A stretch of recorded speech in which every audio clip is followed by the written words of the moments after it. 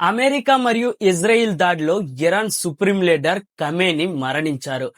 అయితే దీనివల్ల ప్రపంచ వినాశనం జరిగే అవకాశం ఉంది.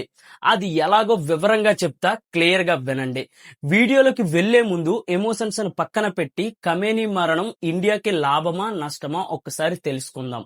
నిజానికి ఇండియాకి ఖమేని మరణం ఒక మంచి వార్త అనే చెప్పాలి. ఎందుకంటే అతను ఎప్పుడూ కాశ్మీర్ విషయంలో పాకిస్తాన్ కి సపోర్ట్ చేస్తూ వచ్చాడు.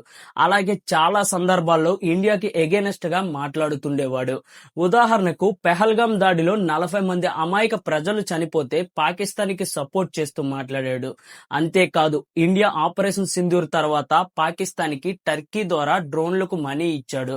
వీటితో పాటు చైనా, పాకిస్తాన్, బంగ్లాదేశ్ లాంటి యాంటీ ఇండియా కంట్రీస్ కి చాలా తక్కువ రేటుకే ఇరాన్ ఆయిల్ సప్లై చేస్తుంది. ఇప్పుడు అక్కడ లీడర్షిప్ చేంజ్ వస్తే ఆ ఈక్వేషన్ మారే అవకాశం ఉంటుంది. అలాగే రష్యా ఆయిల్ కి ఇరాన్ కాంపిటీషన్ రావచ్చు. దీంతో రష్యా ఆయిల్ ఇంకా తక్కువ రేటుకే ఇండియాకి దొరికే ఛాన్స్ ఉంటుంది. ఇవి ఇండియాకు వచ్చే బెనిఫిట్స్. ఇప్పుడు ప్రపంచం ఎలా వినాశనం అయ్యే ఛాన్స్ ఉందో చూద్దాం.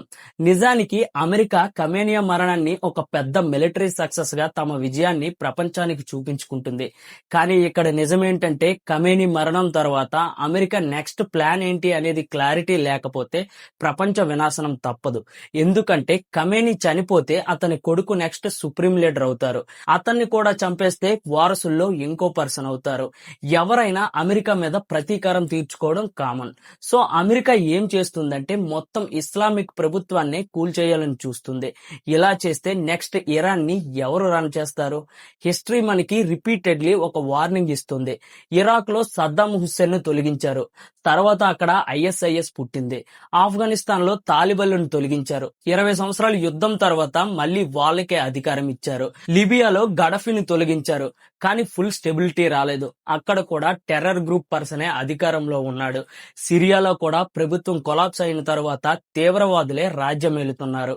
ప్రతిసారి ఒకే ప్రశ్న మిగిలింది. ప్రభుత్వం చేంజ్ అయిన తర్వాత క్లియర్ గా లాంగ్ ప్లాన్ ఉందా? ప్లాన్ లేకపోతే ఈ గ్యాప్ లో టెర్రర్ గ్రూప్స్ పుడతాయి. అది లోకల్ ప్రాబ్లం కాదు, గ్లోబల్ థ్రెడ్ అవుతుంది. ఎందుకంటే ఇరాన్ ఆల్రెడీ అణు కేంద్రాలను ఏర్పాటు చేసుకుని ఉంది. అవి టెర్రర్ గ్రూప్స్ చేతికి చిక్కితే ప్రపంచం రిస్క్ లో పడ్డట్టే.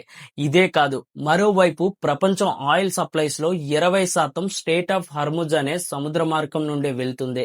అది క్లోజ్ అయితే ప్రపంచంలో ఆయిల్ కొరత ఏర్పడుతుంది. ఇరాన్ ఒక పెద్ద ప్రభావితమైన దేశం.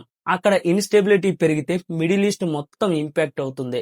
ఆయిల్ ప్రైజెస్ ఎఫెక్ట్ అవుతాయి. ప్రాక్సీ కాన్ఫ్లిక్ట్స్ పెరుగుతాయి. మరియు అత్యంత పెద్ద భయంకరమైనది, కొత్త రాడికల్ గ్రూప్స్ పుడతాయి. అమెరికా చెబుతోంది ప్రపంచాన్ని సేఫ్ గా ఉంచడానికి ఈ దాడినే. కానీ హిస్టరీ చెబుతోంది కొన్ని దేశాల ప్రభుత్వాన్ని పడగొట్టిన తరువాతే కొత్త టెర్రర్ వేవ్స్ మొదలయ్యాయనే. అందుకే అసలు ప్రశ్న ఇదే: ఈ దాడి ప్రపంచాన్ని సేఫ్ చేస్తుందా, లేక కొత్త కష్టాలకు తలుపు తెరుస్తుందా? జియో పాలిటిక్స్ లో ప్రతి యాక్షన్ కి ఒక డిఫరెంట్ రియాక్షన్ ఉంటుంది. ఇమీడియట్లీ విక్టరీ కనిపించొచ్చు, కానీ లాంగ్ టర్మ్ లో చాలా పెద్ద ప్రాబ్లమ్స్ ఉంటాయి. ఈ విషయంలో మీ అభిప్రాయం ఏమిటో కామెంట్ చేయండి. అండ్ ఎలాంటి జియో పొలిటికల్ ఇన్ఫర్మేటివ్ వీడియోస్ కోసం మన ఛానల్ ని సబ్స్క్రైబ్ చేసుకోండి. వీడియో నచ్చితే ఒక చిన్న లైక్ చేయండి. మీరిచ్చే లైక్ నాకు మరిన్ని వీడియోస్ చేయడానికి కొత్త ఉత్సాహాన్ని ఇస్తుంది. అలాగే నా వీడియోస్ ని మీరు డైలీ చూస్తే ప్రతి విషయం మీద ఎంతో కొంత అవగాహన పెంచే ప్రయత్నం చేస్తాను. జై హింద్.